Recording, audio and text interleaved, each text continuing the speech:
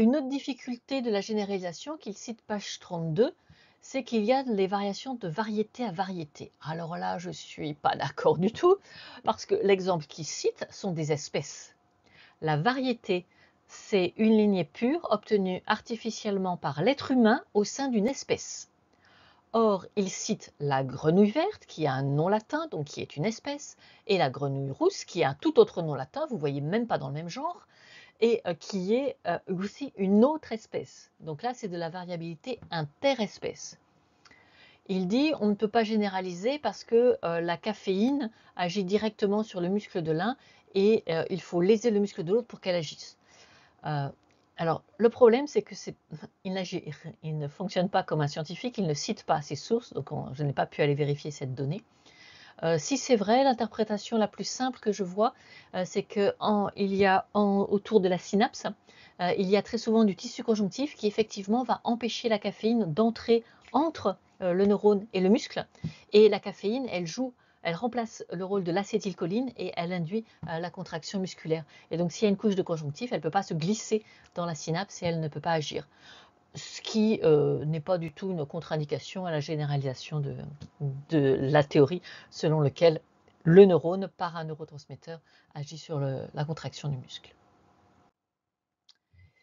Il fait ensuite une allusion à la loi de Pflüger, donc je l'ai retrouvé pour vous. C'est une expérience dans laquelle on augmente progressivement l'intensité de la stimulation.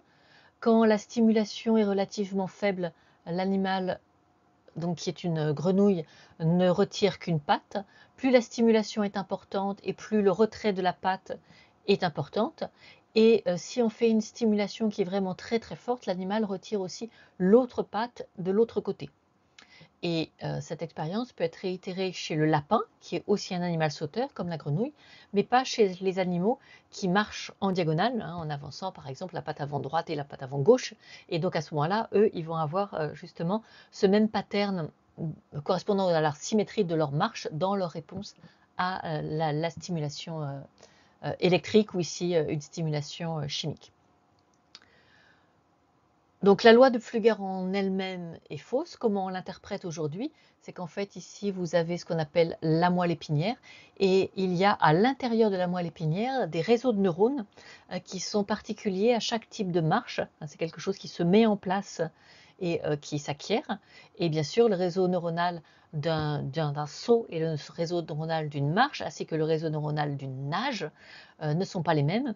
Et ce qu'on fait à forte intensité de stimulation, c'est qu'on arrive à activer les neurones de la moelle épinière qui sont responsables carrément de ce fonctionnement de marche, de saut ou de nage. Donc une autre loi généralisable, c'est qu'une forte stimulation électrique, au lieu d'activer juste le motoneurone responsable du retrait de la patte, va activer l'ensemble du réseau responsable de la locomotion chez un animal. Donc l'idée est généralisable, mais à condition de la reformuler autrement.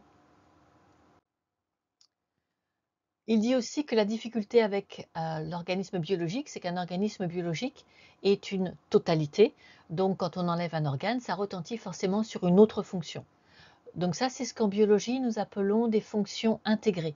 Une fonction intégrée, ça veut dire qu'une fonction, pour qu'elle puisse avoir lieu, elle fait intervenir de nombreux organes situés un petit peu partout dans l'organisme. Et inversement, une cellule est intégrée, ou un organe est intégré, c'est-à-dire qu'un organe reçoit des influences de très nombreux autres organes et il a besoin de tous les autres organes pour fonctionner. Par exemple, si on reprend les surrénales, elles ont besoin des poumons parce que les poumons permettent à l'oxygène de rentrer dans le sang, elles ont besoin des reins parce que les reins éliminent les déchets azotés à partir du sang, etc. Elles ont besoin du cœur, etc., etc. Donc les fonctions sont intégrées, les organes aussi sont intégrés, ce qui fait que chaque fois qu'on fait une ablation, on va perturber une fonction et on va perturber le fonctionnement d'autres organes. Et donc on ne peut pas dire que l'animal à qui on a enlevé un organe est le même que l'autre, puisqu'en fait l'ensemble de ses fonctions auront été perturbées. Donc c'est pour ça que aujourd'hui l'ablation, ça fait plus partie que de l'histoire des sciences et ça n'est plus du tout un argument que l'on utilise parce que tout le monde a les mêmes objections que Canguilhem. Qu'est-ce qu'est un animal spinal? Donc c'est un animal pour lequel on a coupé la connexion entre le système nerveux central et la moelle épinière. Spinal, c'est la moelle épinière.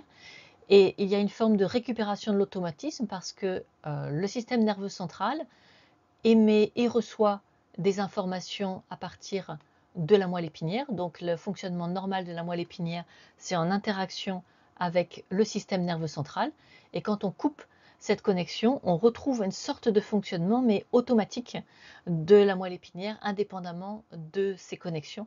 Et donc ce fonctionnement de la moelle n'est pas forcément représentatif de ce qui existe dans un organisme complet. Ensuite, il donne un long exemple sur la formation de l'œuf qui, il me semble, se comprend de lui-même. Il utilise juste un terme un peu désuet qui est la folliculine, qui est en fait un terme ancien pour œstrogène.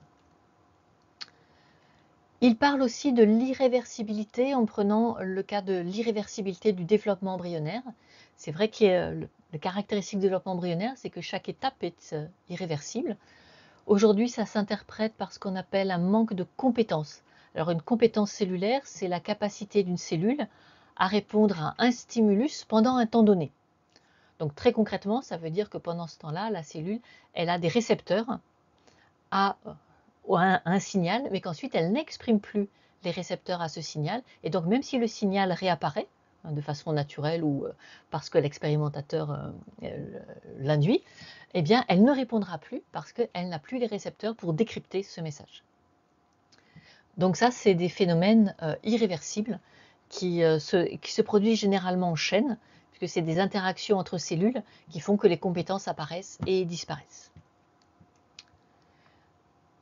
Ce qui l'amène à interpréter la monstruosité